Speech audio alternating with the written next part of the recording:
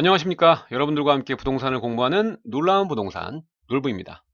시청하기 앞서 구독하기, 알림 설정 해놓으시면 여러분들께 도움이 될 수 있는 알찬 실전 부동산 정보들과 부동산 뉴스들 받아갈 수가 있습니다.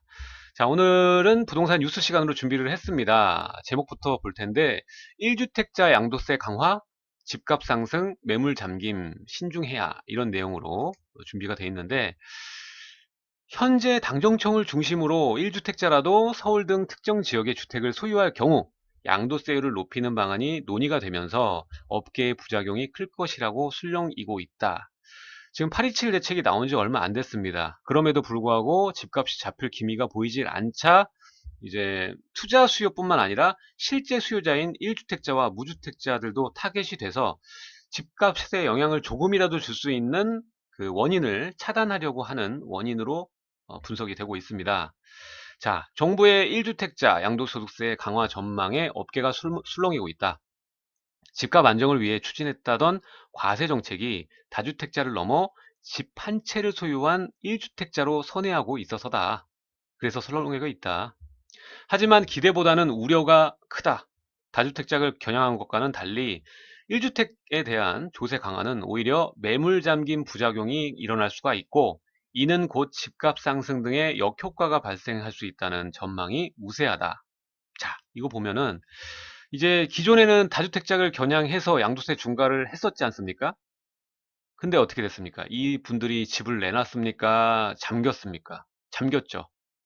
근데 이분들은 가지고 있다가 어느 정도 되면은 집을 팔고 수익을 거두려고 집을 매수를 하시고 다주택자이신데, 1주택자이신 분들은 내가 거주를 하시는 분들이 많죠. 근데 이런 분들이 양도세를 생각하는 게 다주택자들보다 클까요? 지금 양도세율을 높이는 방향이 논의가 되고 있는 건데, 과연 이 1주택자들이 신경을 쓰는 게 더 클까요? 이 다주택자들이 신경 쓰는 게 더 클까요? 당연히 1주택자는 본인이 거주를 하는 거기 때문에 충분히 길게 거주를 하실 준비가 되신 분들입니다. 그렇기 때문에 오히려 매물 잠김의 부작용이 클 수 있습니다. 다주택자보다 더 클 수가 있다는 거예요. 그렇게 되면은 이 기존에 있던 물건들이, 잠기는 물건들이 더욱더 많아지고, 이 양도세율의 그 시간에 따라서 장기 보유 특별공제가 들어가고 이 연차가 길어짐에 따라서 더욱더 길게 보유하시는 분이 많아지기 때문에 시중에 돌 수 있는 물건들이 그만큼 줄어들겠죠. 그래서 이런 역효과가, 부작용이 발생할 수 있다는 전망을 보이고 있는 겁니다. 정부는 827 부동산 대책에도 집값이 잡히지 않자 양도세 강화라는 추가 카드를 만지작거리고 있다. 주요 골자는 양도세율을 올리는 것과 양도세 비과세 요건을 실거주 2년에서 3년으로 늘리는 방안이다. 이거 저번 시간에 다뤘죠? 이거 2년에서 3년으로 1년을 늘려버리겠다 그러면은, 제가 그때도 뭐라고 했습니까? 이제 2년 뒤면 나올 수 있는 물건들도 3년은 기다려야 된다. 지금이 2018년이죠. 그러면은 지금 나온다고 치면 이 수요들은 2022년에 나오는 거예요. 그럼 그때 동안 또 매물이 없는 겁니다. 공급이 없는 거죠. 또한 결혼이나 이사 문제로 일시적 2주택자, 이것도 저희 제 강의를 보면은 일시적 2주택에 대한 설명이 있습니다. 2주택가 된 경우 양도세 면제 기간도 현행 3년, 이 잔금일 기준, 청산일 기준에서 이 3년 안에만 팔면 되는데, 이거를 2년으로 줄이는 방안도 검토가 되고 있습니다. 그러면서 이 전문가들은 다주택자와 1주택자 등 모든 수요자들에게 집값 상승의 책임을 묻는 것 아니냐는 논란이 제기될 수 있다고 관측하고 있다. 이 다주택자들이 집을 팔라며 똘똘한 한 채 보유로 몰았던 정부가 이제 와서 1주택자들까지 공격하고 있다는 해석도 나오고 있다. 7일 정부 여당과 부동산 업계에 따르면 현재 당정청을 중심으로 1주택자라도 서울 등 특정 지역에 주택을 소유할 경우, 특정 지역입니다, 양도세율을 높이는 방안이 논의되고 있다. 현재는 일반 주택 양도세율은 1주택자의 경우 보유기간이 1년 미만이면 양도 차익의 40%, 그리고 1년 이상이면 6에서 42%의 일반 과세가 부과된다. 여기에다 서울 등 43곳의 청약조정 지역에서는 이 세율에서 2주택자의 경우 10%, 그리고 3주택자 이상의 보유는 20%가 가산된다. 이게 양도세 중과죠. 하지만 정부는 이를 보유기간이 1년 미만은 50%, 그리고 1년에서 2년 미만인 경우 40%, 2년 이상이면 9에서 36%로 높인다는 것이다. 지금 40%를 50%로 10포인트 높이고 1년 미만에 팔아버리면 50%로 올리고, 그리고 2년이 안 되게 가지고 있으면 이제 1년 미만과 같이 40%로 바뀌는 거고, 그리고 그 나머지 그 일반 과세 같은 경우에는 9에서 36%로 높인다는 것입니다. 원래 이제 분양권 팔면 50%죠. 근데 이거를 생각해서 이제 2년 미만 단기 보유자들에 대해서도 분양권과 같이 본다는 겁니다. 이 40%에서 50% 수준으로 높아진다, 이렇게 보시면 되는 건데, 이를 단기 투기 세력을 원칙적으로 봉쇄하겠다는 취지로 해석이 된다. 하지만 이 전문가들은 긍정적인 반응보다는 부정적인 해석을 내놓는다. 아, 양도세는 결국 거래 시 내는 세금인데, 요즘같이 규제에도 급등하는 기간에 만약 1주택자에 대한 양도세가 강화된다면 오히려 집값 상승 기대감에 매물을 내놓지 않는 매물 잠기 현상이 일어날 수 있다. 개정안이 시행되기 전에 미리 집을 사려는 수요들로 집값 상승이 더욱 가팔라질 수도 있다. 그러니까 이게 시행이 되기 전에 오히려 이거 전에 미리 사놓는 거죠. 어차피 소급 적용되긴 어려우니까 미리 사놓겠다는 겁니다. 그런 수요들이 생긴다는 거죠. 충분히 생기고 남지. 이런 게 개정안이 시행이 된다고 하면 그 전에 미리 집 산다는 사람 엄청나게 많을걸? 그리고 정부가 급한 불을 끄기 위해 선행돼야 할 주택 공급 없이 과세를 하면 누가 집을 팔겠냐며 부동산 거래를 활성화시키는 방안을 내놓는 게 집값을 낮추고 안정시키는데 더 도움이 될 것이다. 자, 지금 가장 문제가 되고 있는 게 거래가 활성화되지 않고 호가자비를 하고 있죠. 물건은 없고 수요자는 계속적으로 늘어가고 이 급박한 상황으로 돌아가고 있음에 호가까지 잡으면서 부동산 가격이 올라가고 있는데, 지금 부동산 거래를 활성화시키는 게 가장 그 관건이 아닌가, 이렇게 생각을 하는 겁니다. 많은 전문가들이 얘기하는 게 이제 양도세 중과를 폐지를 해야 된다. 거래를 유도를 해야 된다. 거래할 수 있게 해서 공급을 풀어야 한다라는 게 거의 한 목소리를 내고 있습니다. 일단은 매물이 좀 돌아야 가격이, 시장이 돌아가니까 가격이 어느 정도 책정이 되고요. 우리도 뭐 명품들 살 때도 마찬가지고, 그 일부 주요 물건들이 잠기게 되면은 그런 물건들, 그러니까 공급이 안 되는 물건은 파죽지세로 가격이 올라가죠. 그렇기 때문에 이 공급이 어느 정도 뚫려야, 지금 있는 것들이 돌아야, 새롭게 공급하는 거는 시간이 오래 걸리지 않습니까? 새로 짓는 거는 택지 공급돼서 지금 신규 뭐 추석 전에 공급한다 이렇게 얘기는 하고 있는데, 이것들 뭐 발표는 하면 뭐합니까? 새로 건축되는 게 5년은 걸릴 텐데 지금 당장에 집값을 잡는 데는 큰 역할을 할 수가 없다는 거죠. 그렇기 때문에 양도세 중과를 폐지하고 이제 거래를 좀 활성화하는 게 가장 우선책이 돼야 되는데, 수요를 맞는 책만 계속적으로 내놓고 있으니까 문제가 되고 있다는 거죠. 이와 함께 당정은 양도세율 강화와 함께 이 조정 대상 지역 내 1주택자의 양도세 비과세 요건 중 실거주 기간을 2년에서 3년으로 늘리는 방안도 논의 중이다.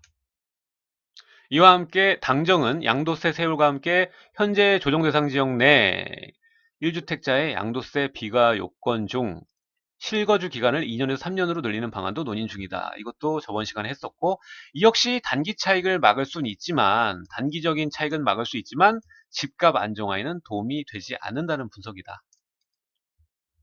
거주기간이 3년으로 늘어난다면 부동산 시장에서 단기 차익 목적으로 들어오는 수요를 어느 정도 타산할 수는 있겠지만 전반적인 집값의 안정화에는 한계가 있을 것이다 라고 말했다.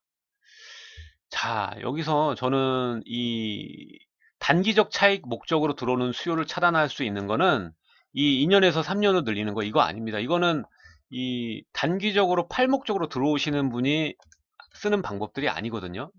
정부는 지난 1년 동안 펼쳤던 규제책이 결국은 부작용 투성인 것으로 빠르게 인정해야 된다. 현재 집값 안정화 기조를 유지하는 건 좋지만 조급한 마음에 모든 규제를 다 해보겠다는 심리는 버려야 한다고 꼬집었다. 이것도 강하게 말씀하셨네요. 자, 1주택자가 주택을 3년 이상 보유한 경우 주어지던 장기 보유 특별 공제 혜택도 줄어들 것으로 전망하고 있다.